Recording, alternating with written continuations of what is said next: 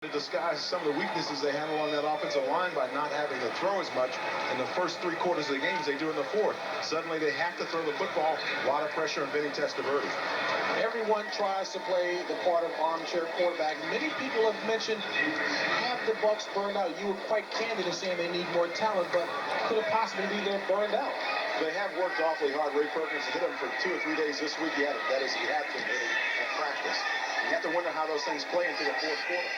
Fair catch, signaled by VIII, who takes it at the 17. So St. Louis will take over with 10:24 remaining and a very comfortable lead. Here in the second half, on top by 24 over Tampa Bay. You see the time remaining in the fourth quarter, 10:24. And Neil Lomax continuing to direct impressively. Ron Wolfley in motion. Stump Mitchell, the ball carrier. He's got room across the 20, the 25, the 27-yard line. Oh, but I like what I saw out of my blue-collar running back. Number 24, Ron Wolfley. Key block at the point of attack. Sprung Stump Mitchell for a nice game. Now, we get another chance to see what Ron Wolfley did on that play. Hard to find running backs that really want to come up and make that stick, make that key block for you.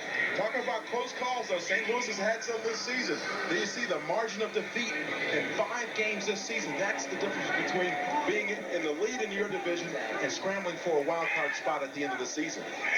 5 of 7 this season losses have been by a touchdown or less.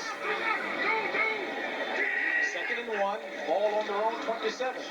Complete to J.T. Smith, and Smith with the first down yardage and more. Nice little juke step that is, before being stopped by Bobby Futrell. And Danny, Gene Stallings really has obviously done a very good job with this team, and the stats bear it out even more so. You talked about the close calls that they've had this year. Just imagine if any of those games have been turned around, how good a position they'd be sitting in. You'd be in the driver's seat. You take that Rams game and lost by 3 points. And again, the other side of that argument, James, is you look how they came back against the Buccaneers, that great fourth quarter victory up in St. Louis. Those kinds of things work on the other side of the equation. The Cardinals have won 4 of their last 6 games, their best stretch since a 4-game winning streak in October of 1984. And Gene Stallings, again, doing the job, keeping his guys focused. And we got to focus in on the fact that there was a penalty on that play, and the result being there was an additional 10 yards tacked onto the play. Ball at the 39. Wolfley in motion. Awalt moves over to the right.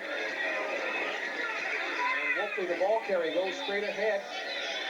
Let me also note that on that last reception by J.T. Smith, he's at the 80 reception mark, which ties his club mark that he set last year. So he can break it with 1 more reception. Just the durability. Somebody's going to pass that note along to JT. Oh, I think he knows. Probably got a little something in the contract, you know what I mean? That's why I think he knows. Pickup of 2.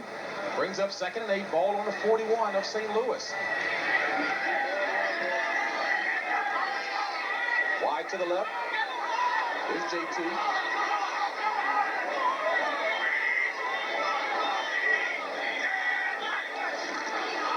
Mitchell, the carry. Turns the right corner. And Stump Mitchell takes it across midfield to the 48-yard line. Stump Mitchell running very fresh late in the ball game. James, we talked about what Tampa Bay has to do to get back in the football game. One of the problems they've had is that they've had some injuries in that secondary. Everybody has injuries during the course of a season. But the key is, do you have the kind of personnel backing your starters up that can come in? You won't have that big drop-off in the players' quality. That's something Ray Perkins is concerned about. He knows he's got to go through about 2 or 3 more drafts to kind of stockpile some players. Got some good guys there like Holmes, number 90, but he needs some help. First down run by Stump Mitchell, 23 carries for 102 and 1 touchdown on the day. Ball at the 47, 1st and 10. Quick pass to Roy Green, and Green tries to shake free, is run out of bounds by Ricky Reynolds. 8 minutes remaining in the ball game. St. Louis on top, 31-7. It's been the Stump Mitchell and Neil Lomax day.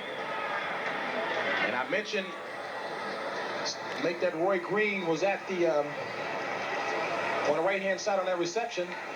Good pickup.